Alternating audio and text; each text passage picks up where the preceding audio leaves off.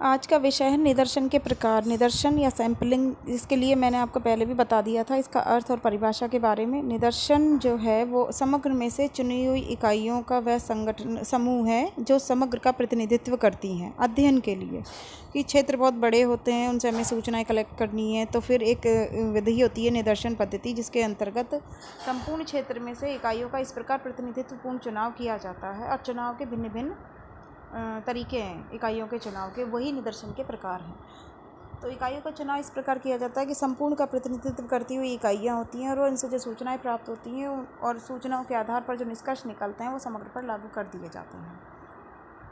ठीक है। निदर्शन के प्रकारों को भिन्न भिन्न किताबों के अंदर अगर आप देखेंगे तो भिन्न भिन्न नामों से भिन्न भिन्न तरीके से बताया गया है, लेकिन यहाँ पर मैंने 2-3 किताबों का संकलन करके आपको निदर्शन के प्रकारों के बारे में समझाने का प्रयास किया है, तो ध्यान से सुनिएगा। पर्टिकुलर एक किताब से अगर आप इसे मिला के देखेंगे तो आप सोचेंगे कि शायद मैंने कुछ अलग बता रखा है, तो देख लेना थोड़ा सा। निदर्शन के 2 प्रकार बताए गए हैं, संभाव्य निदर्शन और असंभाव्य निदर्शन। संभाव्य निदर्शन को दैव निदर्शन भी कहा जाता है। संभाव्य निदर्शन के भी विभिन्न उपभाग बताए गए हैं, जिसमें है सरल यदृच्छ निदर्शन। यदृच्छ को इंग्लिश में रैंडम कहते हैं, यानी सरल, simple random sampling. Random sampling के भी कुछ छोटे छोटे उपभाग बताए गए हैं। फिर दूसरा है इसका भाग स्तरित रैंडम निदर्शन। फिर तीसरा भाग बताया गया व्यवस्थित निदर्शन। चौथा है समूहन निदर्शन और 5वां है बहुचरणीय निदर्शन, मल्टी स्टेजेस जो सैम्पलिंग होता है। दूसरा जो बताया गया है असंभाव्य निदर्शन, उसके भी विभिन्न उपभाग बताए गए हैं। असंभाव्य निदर्शन में सुविधात्मक निदर्शन पहला है, सोद्देश्य निदर्शन दूसरा है, कोटा निदर्शन तीसरा है, स्नोबॉल निदर्शन चौथा है, इसे संरचना निदर्शन भी कहा जाता है, और लास्ट है स्वैच्छिक निदर्शन। तो सबसे पहले हम आएंगे संभाव्य निदर्शन पर। यहाँ मैं आज थोड़ा संक्षिप्त में बता देती हूँ, फिर धीरे धीरे इसका एक्सप्लेनेशन देखेंगे। सरल यादृच्छ निदर्शन के 4 उपभाग बताए गए हैं। सरल यादृच्छ निदर्शन एक ऐसी सूची होती है, निदर्शन जो इकाइयाँ होती है उनकी समग्र की एक सूची होती है हमारे पास में। उसमें से सूची में से विभिन्न प्रकार की उप पद्धतियों के द्वारा, उप पद्धतियाँ कौन कौन सी हैं? लॉटरी विधि, कार्ड विधि, ट्रिपेथ विधि, ग्रिड विधि। तो इन उप पद्धतियों के माध्यम से उस सूची में से इकाइयों का चुनाव किया जाता है, और इन उप पद्धतियों के प्रयोग करने के तरीके अलग अलग हैं। उसी तरीके से स्तरित यादृच्छ निदर्शन जो स्तरों में विभिन्न प्रकार की सूचियों का विभाजन जब स्तरों में कर दिया जाता है, तो उसके भी 3 उपभाग बताए गए हैं, आनुपातिक स्तरित निदर्शन, असमानुपातिक स्तरित निदर्शन और भार युक्त स्तरित निदर्शन। इसी प्रकार से हम फिर से आ जाते हैं सरल यादृच्छ या दैव निदर्शन के आधार पर।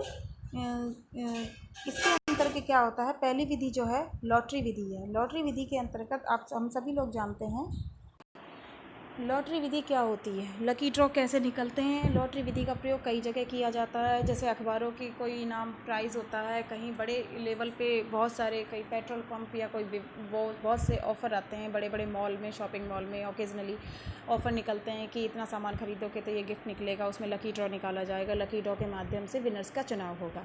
तो वो क्या होता है लकी ड्रॉ? वो लॉटरी विधि ही होती है।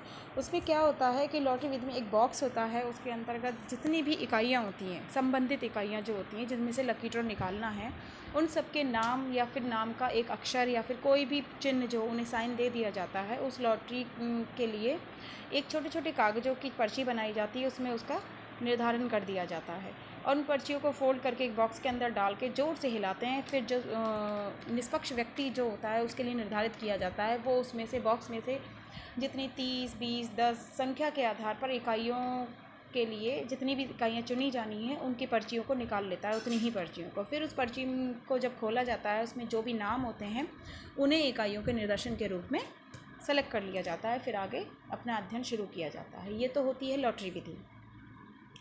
दूसरी है कार्ड विधि। कार्ड विधि के अंदर क्या होता है? लॉटरी विधि में पर्चियाँ छोटी छोटी होती है, कार्ड विधि के अंतर्गत क्या होता है? कार्ड समान आकार के मोटे पेपर, थोड़े अट्रैक्टिव से पेपर्स लिए जाते हैं, उसके अंतर्गत व्यक्तियों का निर्धारण कर लिया जाता है, इकाइयों का निर्धारण कर लिया जाता है, उसके लिए जो भी साइन सिंबल जो भी दिए हुए हैं वो डाल दिए जाते हैं, और एक बड़े ड्रम के अंदर गोल घूमने वाला एक ड्रम होता है, उसके अंदर वो कार्ड फोल्ड करके डाल दिए जाते हैं। फिर उसमें से ड्रम घुमा के हर बार एक कार्ड निकाला जाता है, फिर ड्रम घुमाते हैं, फिर एक कार्ड निकालते हैं। या तो आप स्वयं आंख बंद करके इसका चुनाव कर सकते हैं, या फिर किसी एक निष्पक्ष व्यक्ति को निर्धारित कर लिया जाता है, या निर्णायक मंडल को निर्धारित अंक के सामने इस प्रकार की प्रक्रिया अपनाई जाती है। फिर जितनी भी हमें इकाइयों का चुनाव करना है उतने कार्ड निकाल कर उन इकाइयों को सेलेक्ट कर लिया जाता है।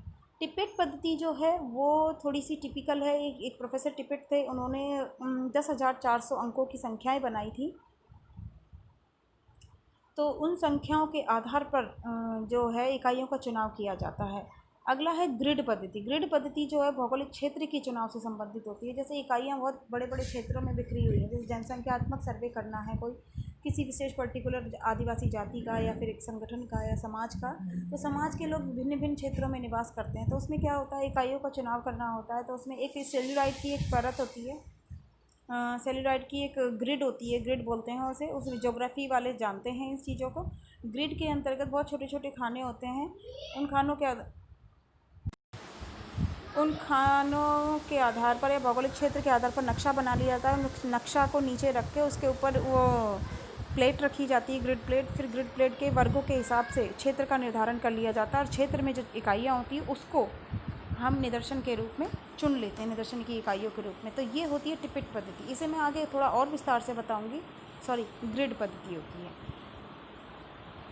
इसी तरीके से स्तरित यादृच्छ निदर्शन होता है, उसमें आनुपातिक, असमानुपातिक और भारयुक्त स्तरित निदर्शन होता है। इसके अंतर्गत क्या होता है, आनुपातिक निदर्शन में प्रत्येक वर्ग में से निदर्शन हेतु उतनी इकाइयों का चुनाव किया जाता है जिस अनुपात में वर्ग की इकाइयाँ समग्र में हैं। जैसे 4 वर्ग हैं तो हर वर्ग को 4 भागों में 4 वर्ग हैं तो प्रत्येक वर्ग की 4 इकाइयों को चुन लेते हैं। तो यह अनुपात हो गया, निश्चित अनुपात में चुन लेते हैं। असमानुपातिक में क्या होता है, प्रत्येक वर्ग में से समान संख्या में इकाई चुनी जाती है। इस बात का ध्यान नहीं रखा जाता कि उनका समग्र में क्या अनुपात है। यानी बहुत से भिन्न भिन्न समाजों का हमें अध्ययन करना है, भिन्न भिन्न जाति समूहों का अध्ययन करना है। तो इसके अंतर्गत क्या करना होता है कि समान संख्या में, जैसे एक जाति में चाहे 1000 लोग हों लेकिन 5 ही लोगों का चुनाव करना है, दूसरी जाति में 100 लोग हैं तो उसमें से भी 5 लोगों का चुनाव, तो बिना अनुपात के निश्चित इकाइयों का चुनाव कर लिया जाता है। भारयुक्त स्तरित निदर्शन विधि के अंतर्गत क्या होता है, पहले प्रत्येक वर्ग में से समान संख्याओं का चुनाव कर लेते हैं, फिर उसके बाद अधिक संख्या वर्ग वाली इकाइयों को अधिक भार वेटेज देके उनका प्रभाव बढ़ा दिया जाता है इकाइयों में, और इस तरीके से निदर्शन का चुनाव कर लिया जाता है। आगे के लिए मैं आपको और बताऊंगी विस्तार से। आज के लिए इतना ही काफ़ी है, फिर कल और इसका अगले वीडियो में इसका अध्ययन किया जाएगा।